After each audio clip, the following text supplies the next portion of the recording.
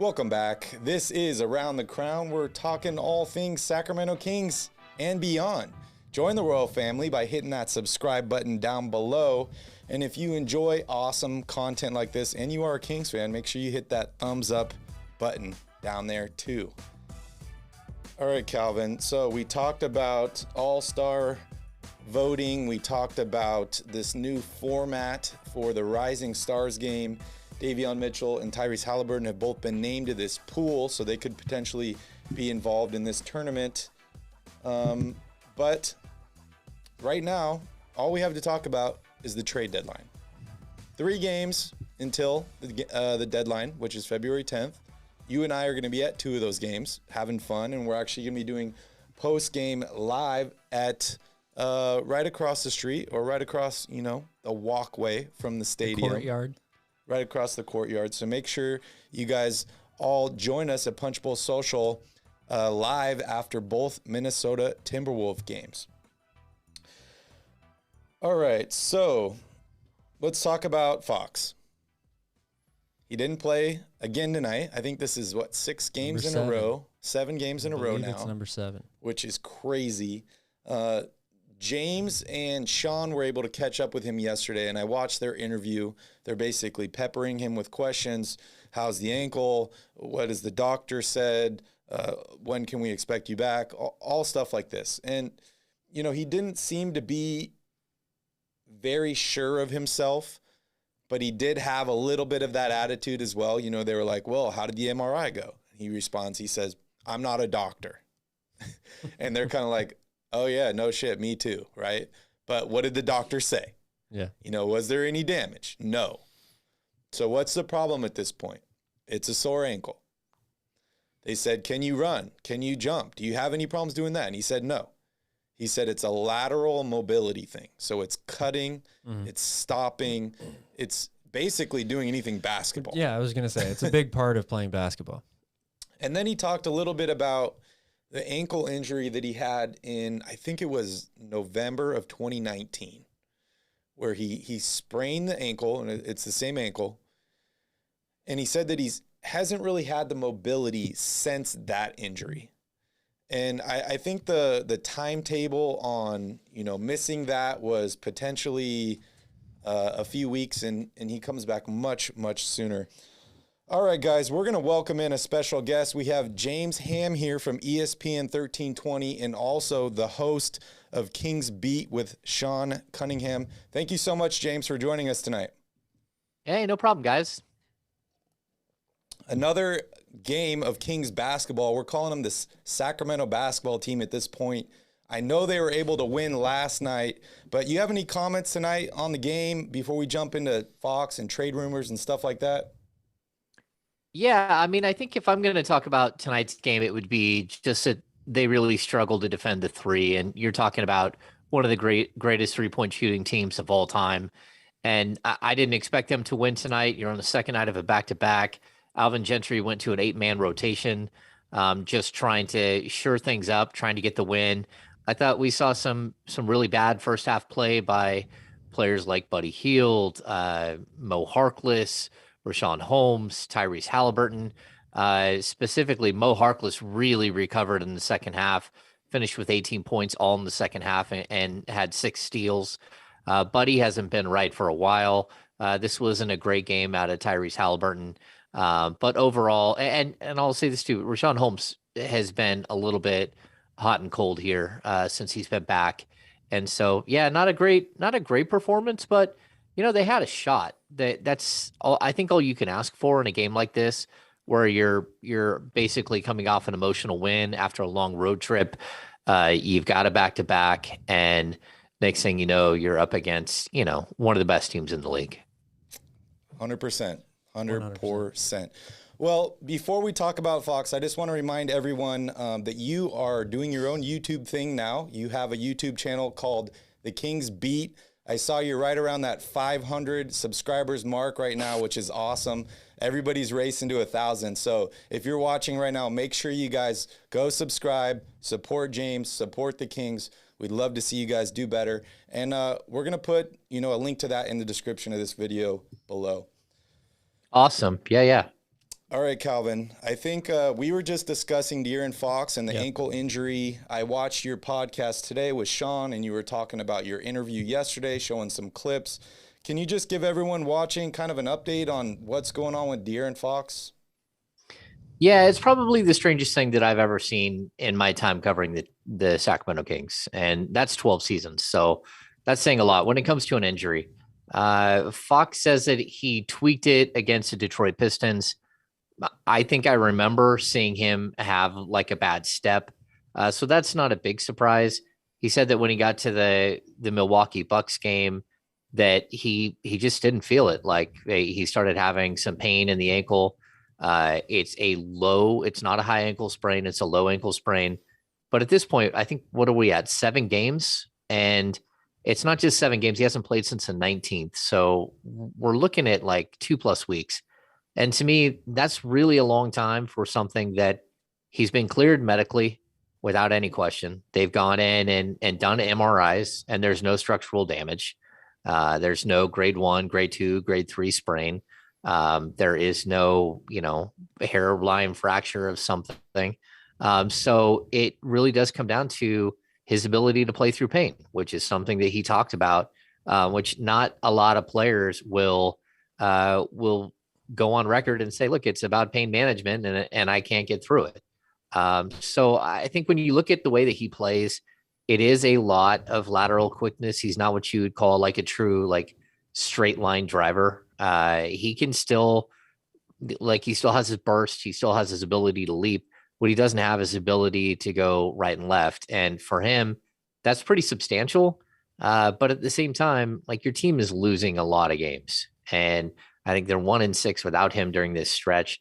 And I think they're 1-4 when he went out with COVID. That's not good. And this team is sinking deeper and deeper into a hole. So what are they, 16 games under 500 again after the loss to the Warriors? And they really need him on the court. To be honest with you, I'm not sure that we're going to see him before the trade deadline. We just have no idea, because every day he comes in, he's questionable. And I'll say this, even like the first time he didn't play against Milwaukee. He wasn't on the injury report.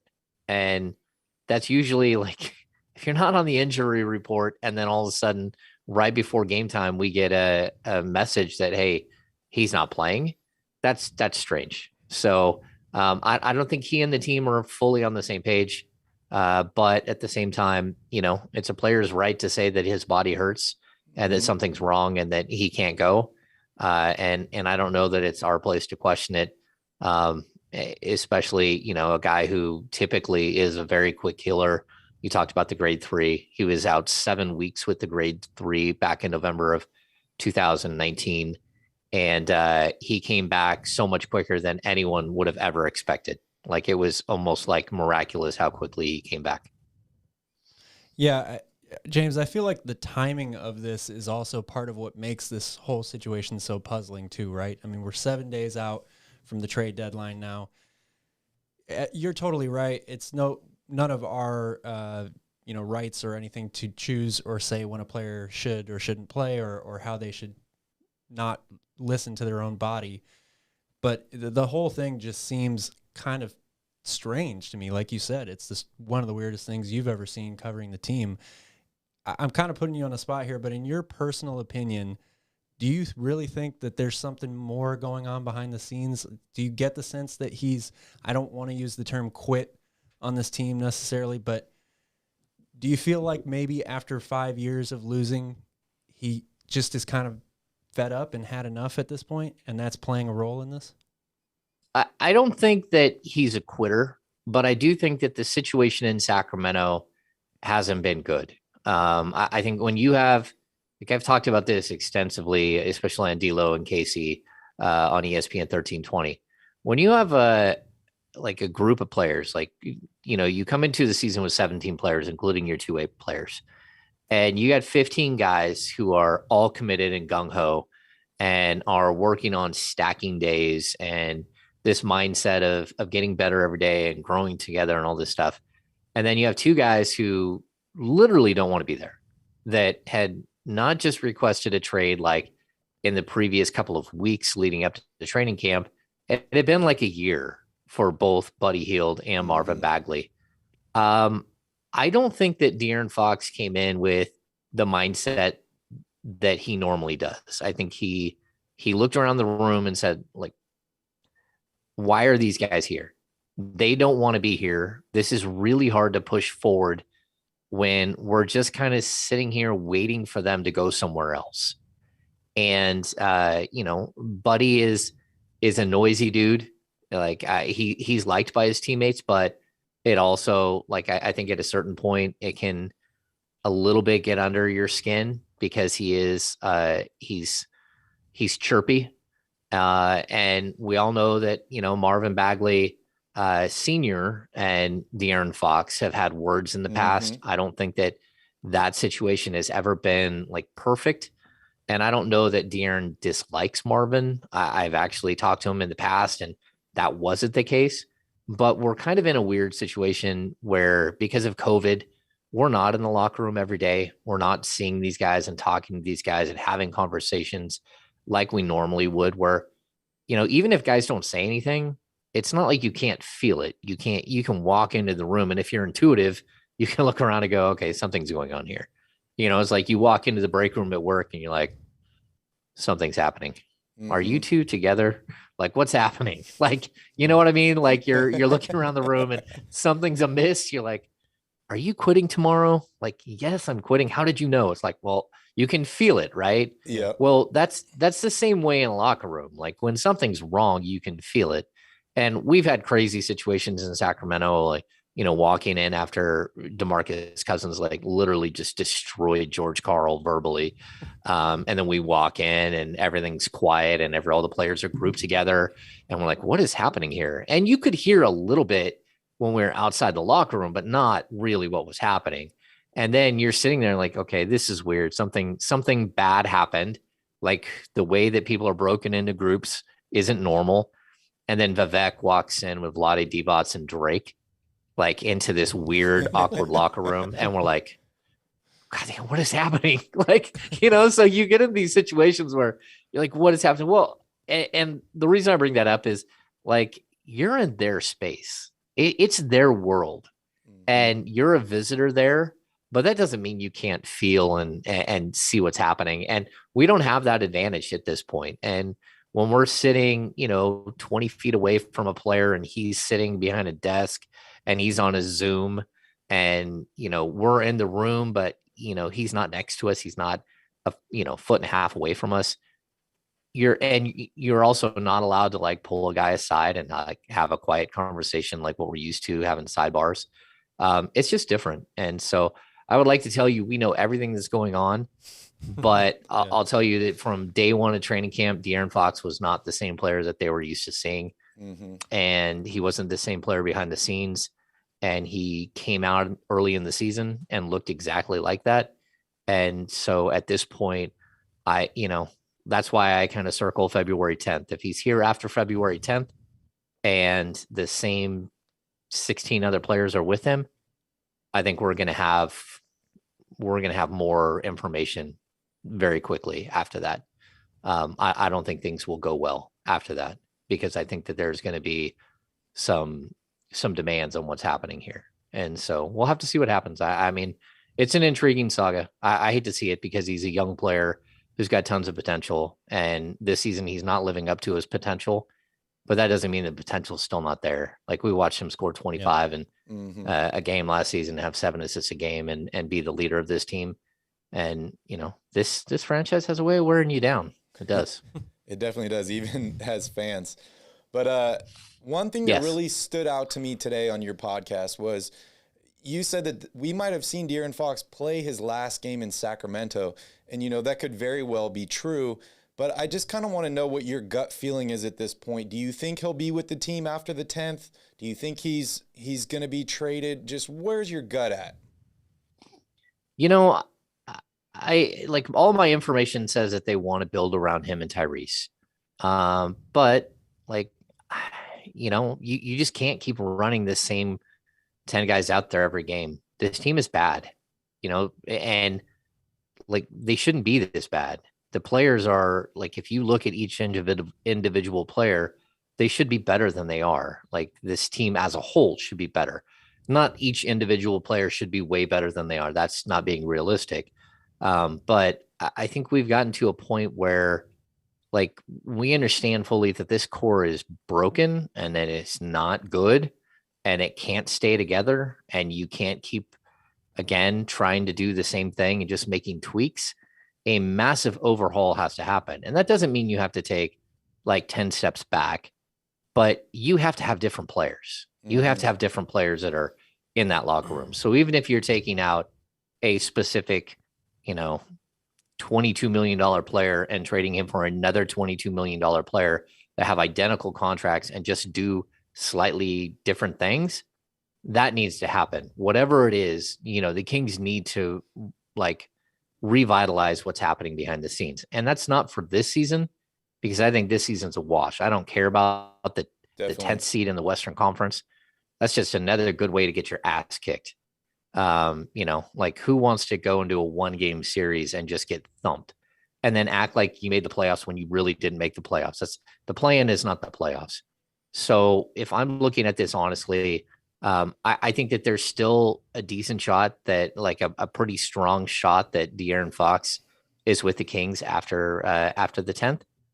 But even though everyone tells me that, like, this is the group they're building around, Haliburton and Fox, I still don't think I believe it 100% that this is the only way that they move forward this season. And so I could see a big trade. We keep hearing like little rumors here and there. The Philly rumor, we've Jason Anderson reported on a possible Pacers trade, but that was shot down, like vehemently declined by people inside. Like, that wasn't something at all. And then, Brian Windhorst mentioned something about the Pelicans.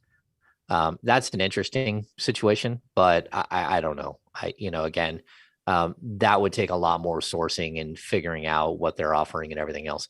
The Kings can't get fleeced for De'Aaron Fox. He's 24 years old. He won't be 25 until December of next year. He's under contract for 4 more years. If you trade him and you don't get back equal talent, then you shouldn't have your job on April 15th, 16th, whatever the end of the season is. Definitely. You just shouldn't. Yeah, I agree with that 100%. On that topic of kind of moving forward and, what do the Kings do from here? I don't know if you saw Brian Flores' interview on Get Up this morning, where he's talking about his lawsuit that he's filing against the NFL. And he's detailing how the owner of the team bribed him $1,000 or $1,000. I think it was 100,000. Yes, thank you. A lot more than 1,000 for every loss. Obviously, the Kings, that's not the situation here, or at least we don't think that. But it's kind of weird that the Kings are maybe in the exact opposite position of that, where, like you said, it's easy to see that this team is broken. This is not working. That they haven't succeeded to the level that a lot of people thought that maybe this collection of players could. But yet, we're hearing from the GM that they still have a lot of faith in this young core. They want to build around them, all of that stuff. What do you get is the overall sense of the direction this team is going to go past this trade deadline? Is it still the goal to try to make a big deal, not necessarily to salvage the rest of this season, like you said, but to stack talent on the roster for moving into next year? Or are they maybe sort of more leaning towards draft positioning and things of that nature? Or both. Well, or both. Yeah. I mean, I think there's a point where you could do both, right? But at this point, like, man, you got to lose. Like, I mean, look at where you're at. You're like you have the 5th or 6th worst record in the NBA. I mean, you have a legitimate opportunity to move up into the top 5, well, into the top 4. I don't think they can. I mean, it's possible they could get to a position where they would be, getting the 5th pick is really difficult. Getting 1, 2, 3, 4 is easier for the Kings at this point than it is getting 5, because that would mean that they would have the 5th worst record, and the top 14, the worst 4 teams landed 1, 2, 3, 4 in some combination. So, like, it's more likely that you're either the 6th or the 7th spot, even if you end up with the 5th worst record. So for me, like, man, like, I think the top 3 are solid. Like, I don't know if there's a guy there. Like, I like Chet Holmgren, Jabari Smith, like the kid from Banchero. Duke. Like, Yeah. I like all of them, right? But do they instantly say all-star? Do they instantly turn your franchise around? And I'm not sure. Like, there is not a LeBron James in this draft. There's not a Luka that we've seen. There's not a like surefire all-star / superstar player. Now, there's a couple of guys who could get there. We don't know. So that to me is like, okay, so I think that's one route that the Kings should honestly consider. They should consider being bad the rest of the season. And in that situation, you trade Harrison Barnes for draft picks, a draft pick and a young player. You trade Buddy Hield for whatever you can get for him. You trade Richaun Holmes for like a late teens, early 20s first round pick.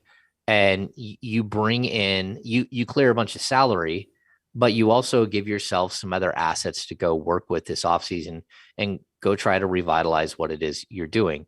But I still think that like the way that this team thinks about things is just so ass backwards half the time. Like they're still looking at the fact that they're only 3 games out of or 2.5 games out of the 10th seed. We're almost there. We're so close.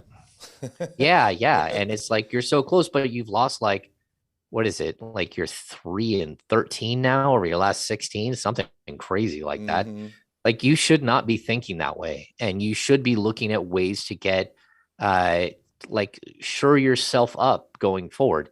Now, that doesn't mean that if you get up to the last day and some crazy big deal that makes you better this year and the year after and the year after that, like if a Ben Simmons deal does come back around and you're looking at a 25-year-old all-star under contract for 3 or 4 years, like you still have to keep your avenues open for that, which is why I don't think as of right now, we're seeing the movement that a lot of people expected we would see, but at some point, if we get to the witching hour, as they like to say on the red zone, and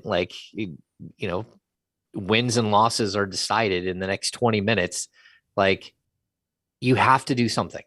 You have to do something because this thing is broken. You can do something at the end of the season, but you need to do right now is you need to snap this core in half and let these guys kind of heal up over the last half of the season. Go young, give Davion and Haliburton and Fox all kinds of time to figure out chemistry, work together. Like, let's see Neemias Queta. Let's see a little bit more Chimezie Metu and see what he's got. I'm not so concerned about Jemias or Robert Woodard. I mean, maybe you give a little bit of time to Jemias, but I'd also like to see is Damian Jones. He sure does look like young Richaun Holmes.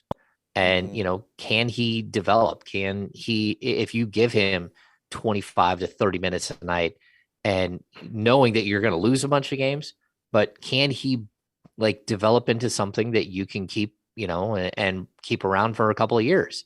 So I really do think that there's a lot of ways it can go at this point. But it's a mess. And, if you're doing something just to solve a problem for this season, to try to win games this season, even if it's like I brought this up on the podcast today, if you're going out and trading for Jeremy Grant right now, man, that to me is chasing windmills. That's just because you're going to have to pay him. And now you're looking at he'll be 28 later, before the season's over, and he's under contract for next year at $18 million, and he wants a $112 million extension. So you're looking at 5 years at $130 million for a guy who will be 29 years old during next season. So you're looking at 29, 30, 31, 32, 33 on his 5-year deal. And he's a guy who's only scored and only put up big numbers on horrific teams.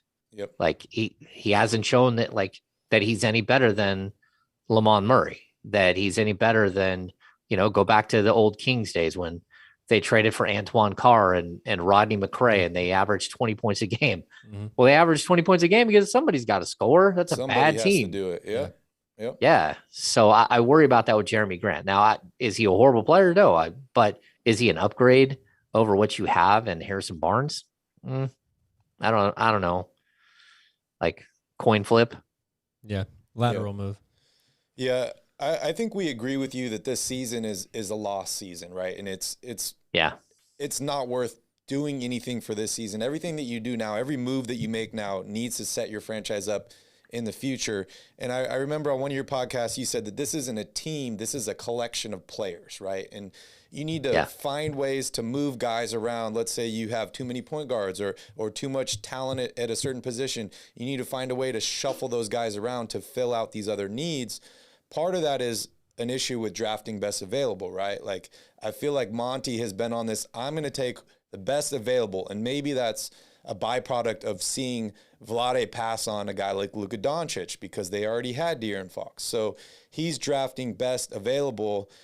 We had Leo on here a few times, Leo from Cowbell Kingdom, and he's a total anti-tank guy. He's like adamant that the Kings need to develop a culture and they need to make the play in this season. And I'm completely against that. I agree with you. I feel like they need to stack assets, have their draft pick for next season. So the thing for me that really pops up as kind of one of the answers is the trade for a guy that's injured, who's maybe not going to be able to help them through the rest of the season, but will be able to do something next season. So I look at a guy like Miles Turner. I love Miles Turner. He gives, the defensive presence inside that you need. He can also stretch the floor. He could potentially miss the rest of the season. The Kings could still end up with a top 5 pick and have him fresh going into next season. I want to hear your thoughts on that. And then you mentioned the Pelicans. I know a lot of people here are big fans of Brandon Ingram, but I think the ultimate home run or the ultimate high risk, high reward would be a possible trade for Zion. I have no idea if he's even available, but I want to hear your thoughts on maybe packaging Fox and some other assets for a guy like Zion or a guy like Miles Turner. Okay, so I'm not giving up Fox for Miles Turner because, to be honest with you, Miles Turner is, like I look at guys in kind of the way that I look at like a starting rotation for a baseball team, right? So I think Fox at this point, we're realizing he's not a legitimate number 1 ace, right? Mm-hmm. But he's probably a really good number 2. And there's a possibility that if you really got good, that he could be pushed to like a number 3. And I think that Tyrese Haliburton has a potential to be a number 2, right? Well, I look at Miles Turner and I think best case scenario, he's like a 4 starter. So while I like him and I like what he does and I like his fit with De'Aaron Fox, I don't necessarily like his fit with Tyrese Haliburton because Tyrese Haliburton needs a true pick and roll man. And Miles Turner is not a true pick and roll man. He can do the pick and roll. He's okay in the pick and roll, but he's more of a stretch big. And I love his defense, but he's also not a good rebounder at all. He's a guy that averages 7 rebounds a game for his career or even less. So while I like the idea of Miles Turner, and if the deal was right for Miles Turner, if I'm giving up Buddy Hield for Miles Turner, if I'm giving up, 2 expiring contracts and a future lottery protected first for Miles Turner, then I'm all in. Like, I get what you're saying. Like, you add Miles Turner, you don't have to worry about winning this year because he's not going to be there for part of it. You let the other guys that you have kind of develop. There is concern that he's got 1 year left at $18 million. There's also concern that he thinks he's better than he is. That he wants to be an offensive cog. He wants to go to a team where he's going to be a focal point. And like when you're as far into the league as he is, because he was drafted, 2015 in the Willie Cauley-Stein draft.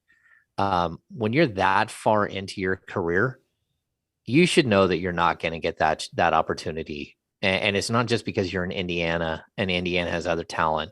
It's because you're not going to get that opportunity to be that offensive weapon that you think you're going to be. You might be able to get 1 or 2 more shots a game, but like I remember like 7-8 years into Jason Thompson's career, he's like, man, I'm just waiting for that opportunity where I get 12 shots a game. It's like, bro, you ain't getting that in Israel. Like, you're not getting that in Turkey. Like, you're not getting that in China. Like, you're putting up 20 and 10 in China is because you're shooting 8 times a game and no one can stop you. But like, that's kind of like it's an issue that I see with a lot of players where they refuse to acknowledge who they are, and then once you, as an NBA player, acknowledge who you are, then you play to that. You play to that strength, and you get better at the things that you do well. You can add a couple of things, but your main objective should be get bigger, stronger, faster, learn to play through contact. If you're Miles Turner, take care of your body the right way, work on your 3-point shot. Don't work on a bunch of off the ball stuff. Don't work on a bunch of mid-range jumpers. Don't work like tirelessly on your dribbling, because that's just crazy talk. Like, that's not who you're going to be as a pro. So again, I like Miles Turner. I like him for the right price. I like the fact that you could trade for him, appease a lot of the fans that you actually made a move, but get a guy who's probably not going to play a ton in the second half. So that makes sense. Now, you brought up the Pelicans, and look, at this point, if I could work, like, I would have to listen really, really like closely to a De'Aaron Fox or Brandon Ingram trade. I'd really have to listen to that, because that's a deal that balances your roster instantly, gives you star level talent, all-star level talent at the small forward. I think he can play the 2, the 3, and the 4. And that makes a lot of sense to me. I'm not touching Zion Williamson with a 10-foot pole. That dude, I mean, last time I heard, he was like 340. He's got a foot injury. He's already shown to be like there in New Orleans, kind of a malcontent, not in that he's a bad teammate or anything, but that, we already hear that he doesn't want to be there. And, what's he going to do in Sacramento? Yeah. I think there's a big difference between, and you need him to sign an extension. So he's not under contract long-term. You have rights to him and stuff, but that doesn't mean anything. I mean, he could force his way out. He could stop playing, like we've seen it this year where he literally just hasn't suited up. Mm-hmm. And that's a team that's still trying to win. That's it. That's a team that has more wins than the Kings, or has the same amount as the Kings. So, and that's without Zion. Now, when he plays, he's a ton of fun to watch. But at the same time, it's such a risk when it comes to the injury that I just can't imagine, because they're going to want 2 first-round picks. They're going to want Fox and a first round, or Fox and 2 first-round picks. That's what they're going to want, the moon for that guy. And I just don't think that he's worth the moon until he proves that he's worth the moon. And you're just taking too big of a gamble on a franchise piece. Now, again, we can go back to Brian. I would consider that. Because in that situation, that doesn't it doesn't stop you from chasing Ben Simmons again. It doesn't stop you from keeping Harrison Barnes and figuring something out there and seeing if that's a balance. And then you would, of course, go trade Buddy Hield and find some other piece that worked as well. I think there are ways to improve this team relatively quick, but you can't make the wrong mistake. You can't, and again, Miles Turner, 6'11" dude with a broken foot. That's a bit of a stress. That's what does he have? A stress reaction, right? I was concerned when KD had a broken foot, because I was like, this guy is too big. He's frail. He's got a foot injury. He proved me wrong. And I'm not saying that, anybody else is going to do that, but it's just interesting, right? Yeah. I mean, you always have to just be super cautious, I know that the Kings wanted to draft Michael Porter number 2. And instead of Marvin Bagley, they legitimately wanted to draft him number 2, right? And then they got the medical, and I was told by someone inside the walls afterwards, we would not even consider him in the second round. Wow. And sure enough, Michael Porter, I mean, he's got tons of talent. He's incredibly talented. He had 2 back surgeries before he stepped on an NBA court. And that was it. And in addition to the back surgery he had coming into the draft. And then now he's down again. And so when he does play, he can be great. But how many times is he going to miss time? How much does that slow his progress and development? Just like what happened with Marvin. Yeah. That's true. But there's even something more to it. When you miss major time and you're a young player, it means that you miss like the basic steps of development. And so Marvin Bagley missing basically his entire third season, just absolutely catastrophic to his development. Like you still see it. He's so much better as a position defender right now than he was in his first 3 seasons. But he still doesn't, like, the team concept just isn't there. Like he still gets, he's not a good help defender. He's not a good rotation defender.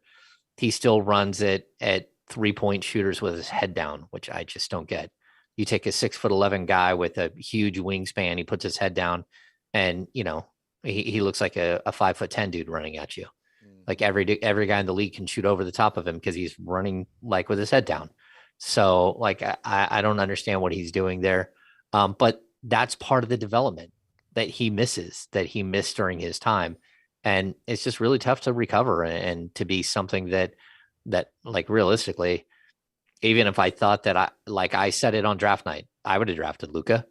Like I don't know what you're doing, but at the same time, I think Marvin Bagley can be 20-10 without any problems. And at this point, Marvin can't be 20-10. Like not anymore. Like there's too many injuries. There's too much baggage, and he's going to have to reboot his career starting over at the like bottom basement. So again, like that whole like losing time when you're young is huge. I don't even know how I got on that subject, but there you go.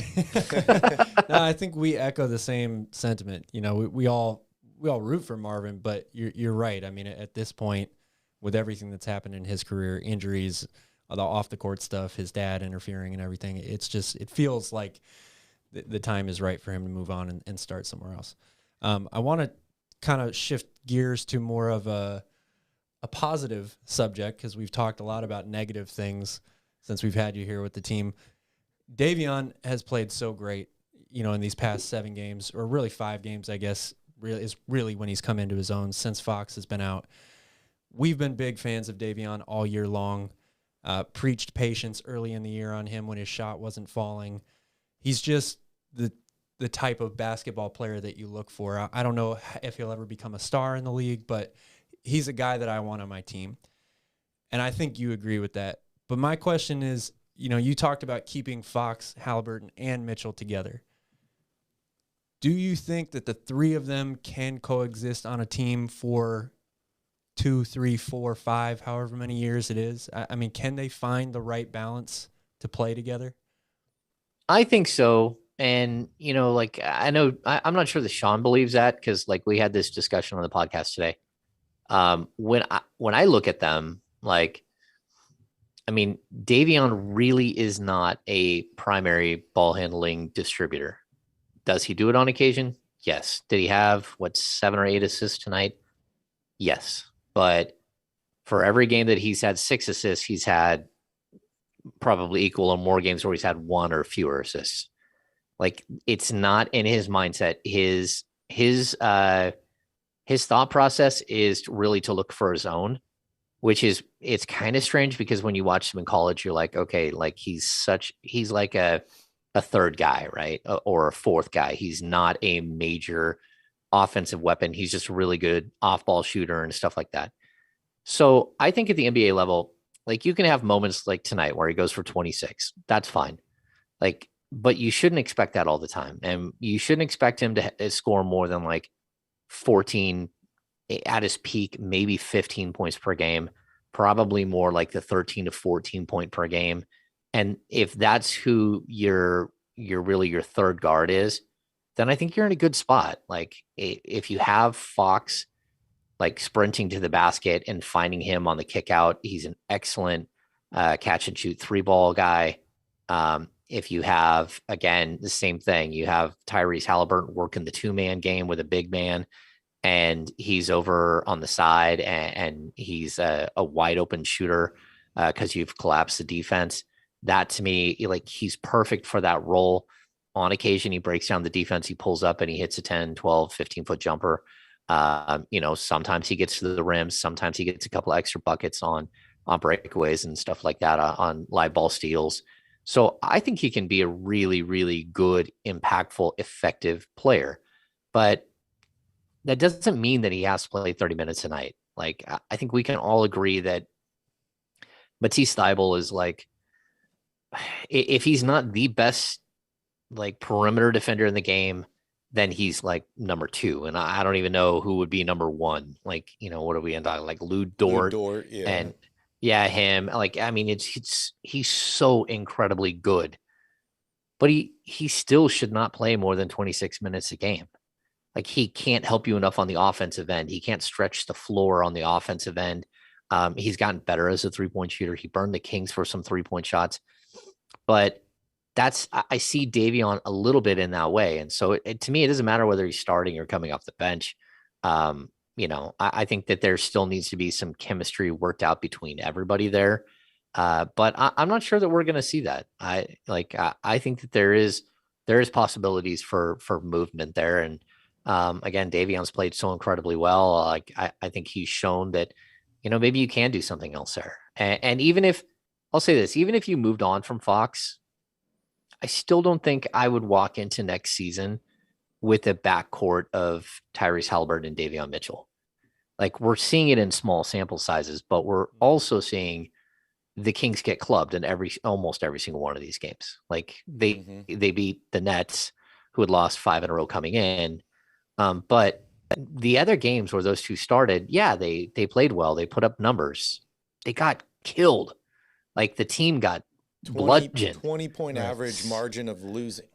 Yep. Yeah. No, I mean, it's not good. So, and like, coming into next season, does that mean that I would rather have, like, if you did move on from Fox and it's Haliburton, would I rather have a guy like Terrence Davis starting? Probably not. I probably still look at Terrence as like a 6-man. So then I've got to go out and find that 2 again. And I don't think that's that hard. I think in the NBA, it's probably one of the easier positions to fill at this time. Like, the Lakers just went out and signed like 6 of them in the offseason, like Malik Monk and all these guys, right? So would have loved I think Malik you can. Monk.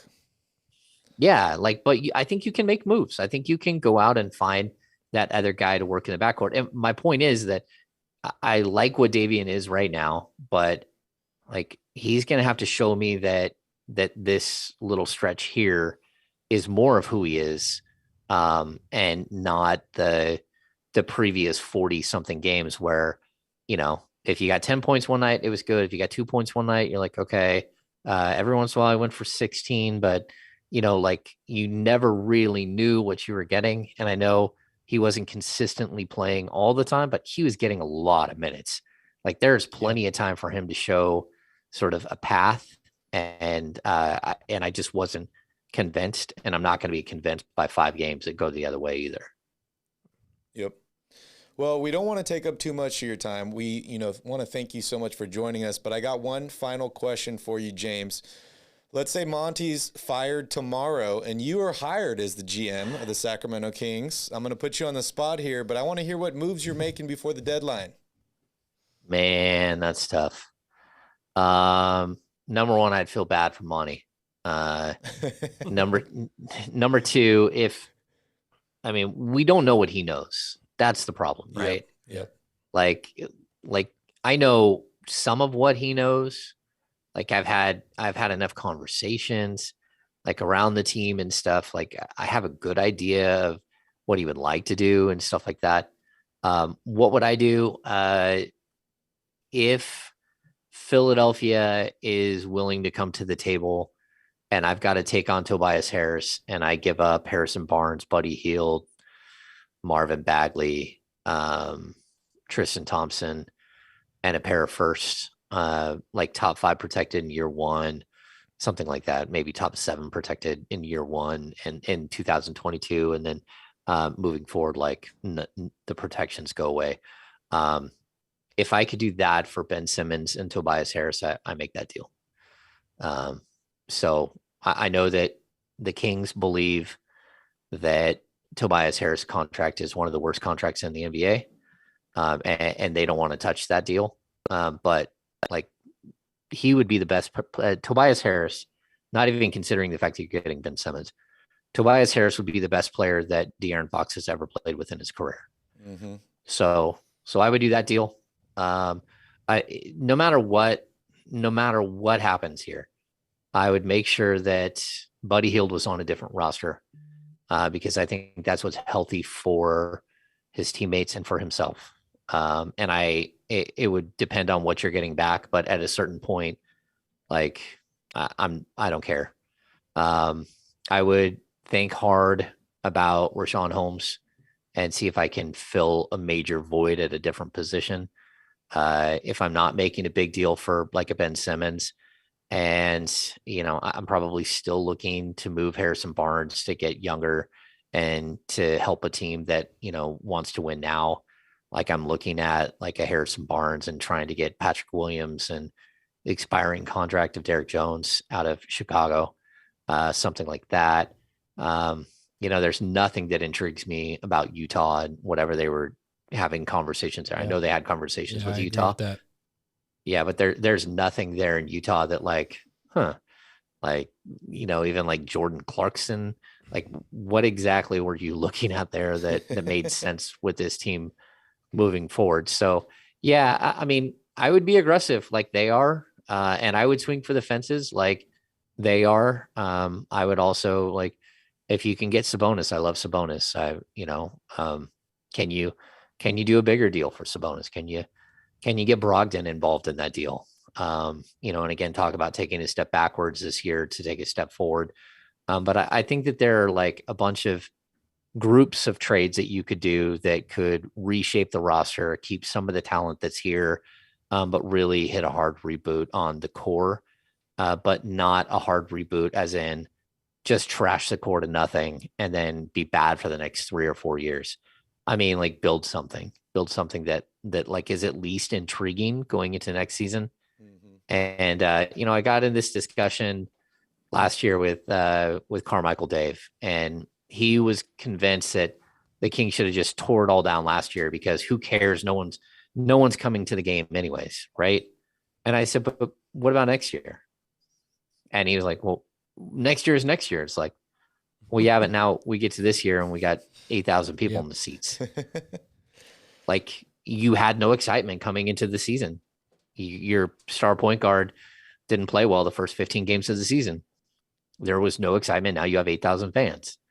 Like that's you didn't build. You didn't do what you should have done last year. Right. You didn't do anything last year. You lost Bogdanovich. That's all you did.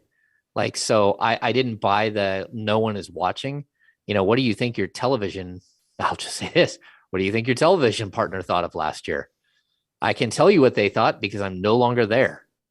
I mean, that's the way they didn't put any money into the product. They didn't win. They didn't do anything that would, bring people in to watch games.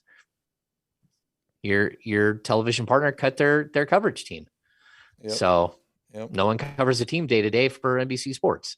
So, I mean, that's what we're looking at here. We're looking at the cause and effect of years and years of neglect. But at this point, like you got to figure out something big. You got to figure out something splashy. You got to get excitement. You got to do something that's right for the fan base, not something just to do something that makes a team more appealing, more attractive going forward. Yeah, I agree 100%. Very well said. And we've been waiting, for a big trade for a couple years now.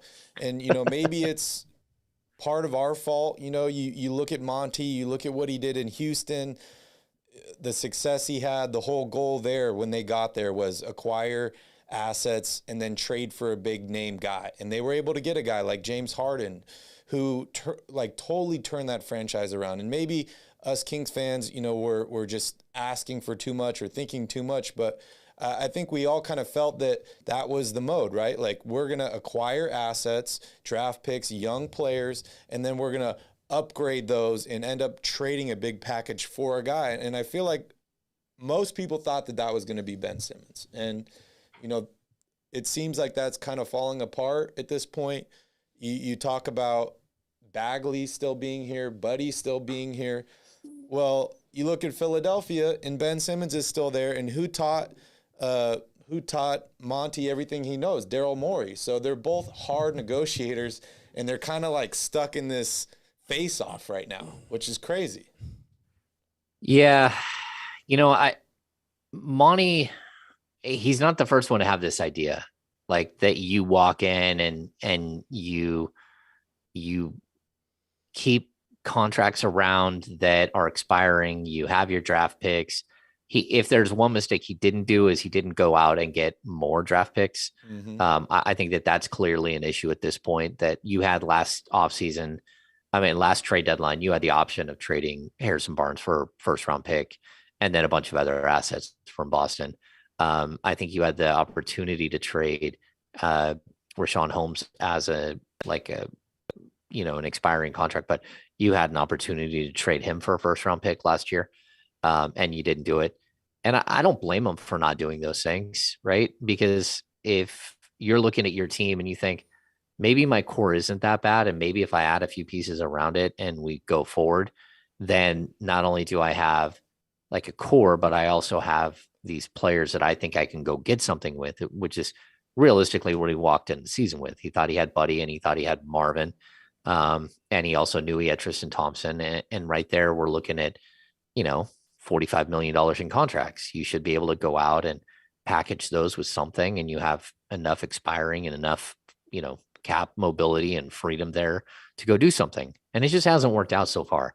Like Brandon Williams sat across from the table from us a couple of years ago, and just told us, and like, well, no, we think we can make Sacramento into a destination situation. And it was just like, dude, there's a door.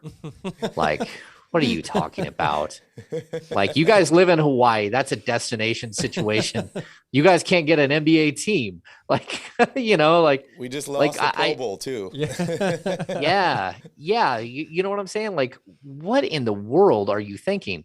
And so when it comes to Monty, I think it's not, there's too many stipulations that you have to have on a player for yourself. Right. So I think last year, by the end of last season, you were thinking, I could go with the 28-year-old. I could go like push really hard to get a Bradley Beal, or really hard, even like a Jeremy Grant in this situation. And if the Kings, like, let's just back up. If the Kings were 5 games better than they are right now, Jeremy Grant might make sense, because then you actually have an opportunity to make the playoffs this year and to make the playoffs next year and to start building something, but you're not, you're bad. So now what you've gotten yourself into is like Monty has, I need a young all-star level player. I'm willing to give up picks. I'm willing to give up players. But that young all-star player has to be like within like 24 to 26. And then, in addition to that, he really does need to be under contract for like 3 years at a minimum, because I can't trade all these assets. I can't trade my 2022 first round pick, my 2024 pick. And then when I get to 2024, I don't have the player anymore. Right. So like, there's so many stipulations on what he has to look for in a player, that you really do make it so it's like, Ben Simmons, Domantas Sabonis, Pascal Siakam, John Collins, maybe Julius Randle. Like, now I'm out of players. Like, name another guy that could possibly be available that's between 24 and 26 years old, that's under contract for 3 or 4 years. And that's just really hard when you've got yourself to a situation where now I have to find one of those teams that, number one, is willing to take a step back, because you're not offering a step forward. You're offering a step back, but draft capital so they can go forward later. And then you got to have a better offer than someone else. And that's not easy. Like, this season would be way different if Montrezl Harrell and Kyle Kuzma are on the roster. Oh yeah. It would have been 100. It would have been 100 times different. Yep. Like, I can tell you, like, this would have been a different season. I'm not saying they're going to be like a 6 seed, but they're 4, 5, 6 games better than they are right now. And that means that you're close to 500. So like, we're just in a situation where like a deal fell through. And the reason I say that is because if you make that trade, Marvin Bagley is no longer, he's a tertiary player. I mean, you can do whatever you want with Marvin, but Buddy Hield's not on the roster. You got new blood, you got fresh locker room feel. You got a physical dude in Montrezl Harrell. Like, I just think things would have been much different. And we're just not in that situation. And now they're scrambling, and, I know they've been told no more than once, and Yep. that's hard. So now you're sitting here like, 52 card pickup. Now I got to scramble and pick it all off the ground and like figure out what the next deal is if there is another deal. And the clock is ticking. And, I think they have a few deals that they can do right now, but they're waiting for a better deal. They're waiting for the bigger deal. And they're hoping that comes to fruition between now and Thursday. Yeah, and you don't make a deal to just make a deal, right? You only make a deal if it makes the team better. Yep. You got any more questions? It's got to be better. Yeah. I mean, it's got to be better in a specific way. Either you're taking a step back and you're getting picks better, or you're getting a better player. So like it's not that you're getting better for today, because today is over. Right. Yep, I agree. Yeah, they need to lay the foundation again. 100%. Yep. All right, James. Well, we're going to let you go here, but before you leave, you want to plug yourself, plug your socials, plug your YouTube channel to everybody watching? Yeah. The Kings Beat. If you go to thekingsbeat.com, that it's a newsletter / blog, and it gets sent to your email box every day. So I've been covering this team for 12 years for NBC. I own Cowbell Kingdom for 5 years. I was a stringer for NBA.com, writing the game book every day for 3 years before NBA.com. Killed that. And so I've been around this team forever. And so I reinvented myself with the Kings Beat over the last few months. Sean Cunningham is my partner there, who's been absolutely incredible. We really do have a good time on the pod, and we're two of the longest, the guys have been around the longest covering this team, and we got a lot of crazy knowledge and a lot of crazy stories. So the Kings Beat, and then we have the Kings Beat YouTube channel, the Kings Beat podcast, which we do both on YouTube and an audio version of it. But the best way to do that is to just hop on and subscribe to the newsletter and do that. So yeah, we're right at 500, just about 500 subscribers on YouTube, but we only started YouTube channel maybe 6 weeks ago. That's so awesome. That's pretty good. Yeah, we're growing pretty quick. Our numbers are really good for podcasting, and but again, we've been covering this team for a long time, so it's a grind and it's fun. But outside of that, you can follow me on Twitter at James_Ham, which is HAM NBA, and follow me there. And I've been on Twitter for a long time, and I do I live tweet games and do post game videos and all that stuff on Twitter. Awesome. Well, thank you so much for joining us. And I got the link to your channel in the description below. So everyone that's watching, please click on that link, subscribe to the channel, support James. I know when I think of Kings basketball, you are one of the guys that I think of. So much thanks to you for just, taking all the time to develop and, learn all this knowledge and hold on to it, and you share it with everyone. So we greatly appreciate that. We appreciate you for coming on the show. Next time you're in Maui, you're going to have to send me a text. And Calvin and I will be in Sacramento next week for both Timberwolves games. So maybe we'll see you then. Yeah, drop me a line and drop by and say hi. All right. Sounds Thank you good, so James. much, James. We Have really a good appreciate night. it. Thank you, buddy. Aloha. Aloha. All right, guys. Well, that was a good conversation with James. Make sure you guys all go check out his channel and support him as well. We root for everybody that's Kings over here, right?